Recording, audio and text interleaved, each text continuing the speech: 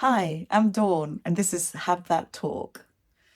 Let's talk about how to handle a no. I'm not just talking about the no that you receive, but also observing how other people handle your no's. The easiest scenario to handle is when somebody accepts your no.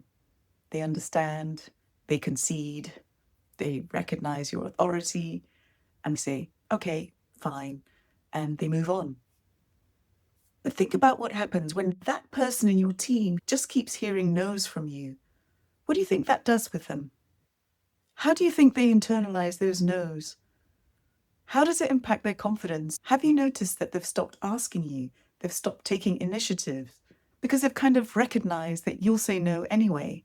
So when somebody just accepts your no and moves on, and this becomes a pattern, you have to observe and reflect on the dynamic that you're creating between yourself and the person, and whether this dynamic is something that you want to cultivate and nurture in this way. But then, of course, there are the other ones who accept your no, but behind your back, they go and do it anyway.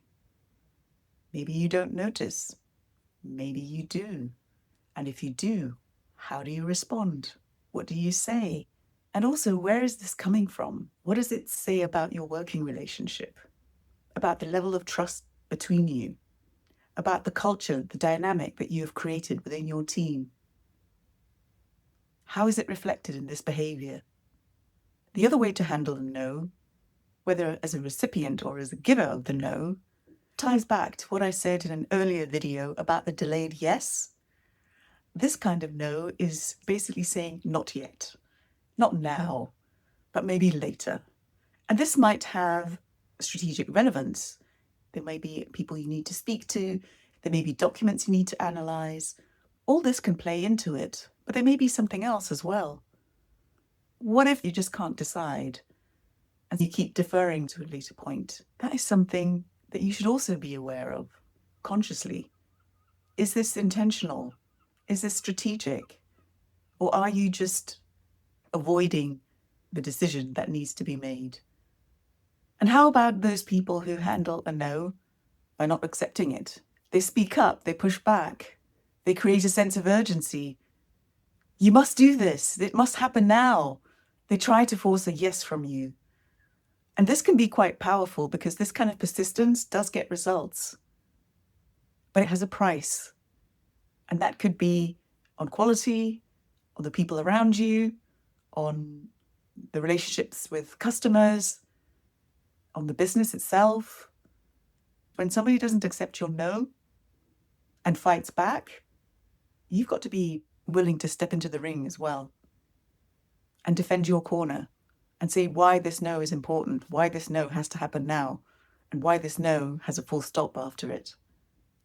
And the final point I want to make about how to handle a no is framing it as a negotiation.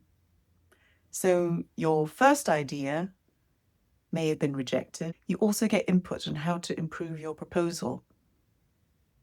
You take those concerns on board, you adapt your approach, you listen to more people, you ask more questions, and you create a fuller picture of a proposal that might get a yes.